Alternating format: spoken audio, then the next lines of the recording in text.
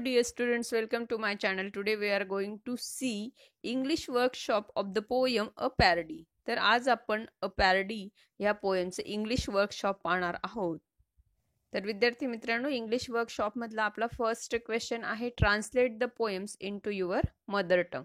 ह्या ज्या काही पोएम देण्यात आलेल्या आहेत दोन, आपल्याला त्यांना ट्रान्सलेट करायचं आहे आपल्या मदर टंगमध्ये, म्हणजेच आपल्या मातृभाषेमध्ये आपल्याला त्या पोएम इथं लिहायच्या आहेत. आन्सर पाहूयात. तर अ पॅरडीमधली आपली फर्स्ट पोएम होती, आउट द लिटिल बिझी बी. छोटीशी कामसू अशी मधमाशी असते, ती काय करीत असते?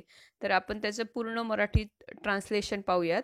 कामात सतत व्यस्त असलेली छोटीशी मधमाशी उगवणारा प्रत्येक तास अधिक मोलाचा करीत असते. प्रत्येक उमलत्या फुलातून दिवसभर मध गोळा करीत राहते.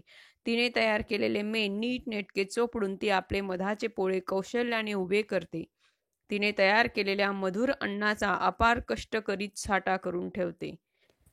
त्यानंतर आपली नेक्स्ट पोएम आहे, how does the little crocodile. छोटी मगर काय करीत असते? आन्सर आहे, छोटीशी मगर आपले चमकदार शेपूट अधिक चांगले करण्याच्या प्रयत्नात असते. नाईल नदीच्या पाण्याचा आपल्या सोनेरी खवल्यांवर वर्षाव करीत राहते. आनंदाने दात विचकत असल्यासारखी वाटते. आपले पंजे पसरून तयार असते. सौजन्यपूर्वक स्मित करणाऱ्या जबड्यांनी छोट्या छोट्या माशांना अलगद गिळंकृत करीत राहते. After that question number second, find an example of a parody along with the original from your mother tongue. तर असंच काही एक एक्झाम्पल जे ओरिजिनल असेल, एखाद्या चांगल्या नामांकित अशा लेखकाचं ते लिहिलेलं असेल, पोएटचं ते लिहिलेलं असेल, असंच विडंबन काव्य आपल्याला इथं शोधायचं आहे अगदी मराठीतून.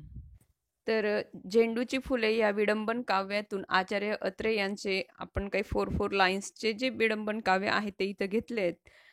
पहा, मना सज्जना चार आण्यात फक्त तुला व्हावयाचे असे देशभक्त, तरी सांगतो शेवटी युक्ती सोपी, खिशा माझी ठेवा सदा गांधी टोपी. नेक्स्ट विडंबन काव्य आहे त्यांचंच आहे, झेंडूची फुले या विडंबन काव्यामधून घेतलेलं आहे.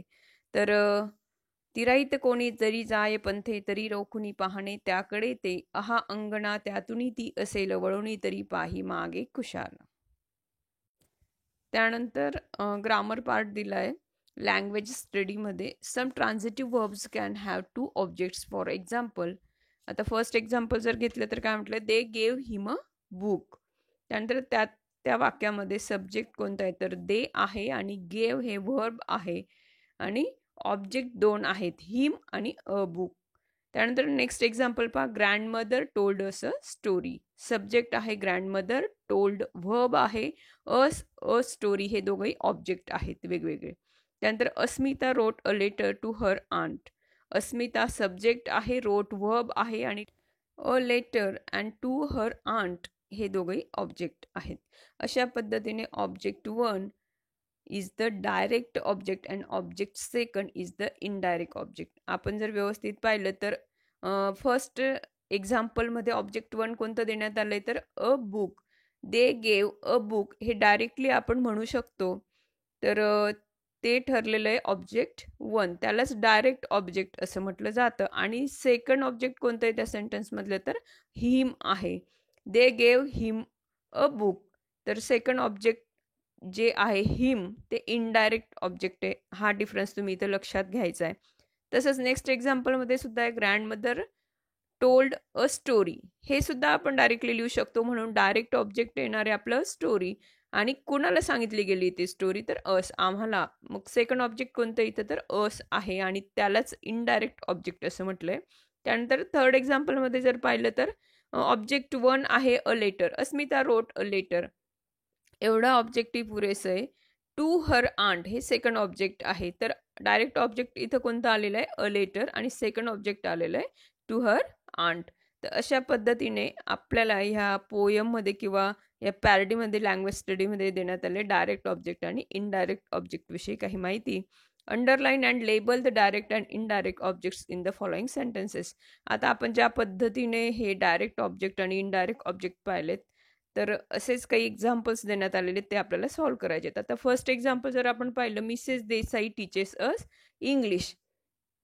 तर यातलंही डायरेक्ट ऑब्जेक्ट कोणतं येणार आहे, तर English. Mrs Desai teaches English. तर मिसेस देसाई कोणता सब्जेक्ट शिकवतात? इंग्लिश हा सब्जेक्ट शिकवतात. आणि सेकंड ऑब्जेक्ट कोणतं येणार आहे? तर अस. तर फर्स्ट ऑब्जेक्ट जे आहे इंग्लिश ते आहे डायरेक्ट ऑब्जेक्ट, डायरेक्टली आपण त्याचा यूज करू शकतो. आणि अस हे इनडायरेक्ट ऑब्जेक्ट आहे.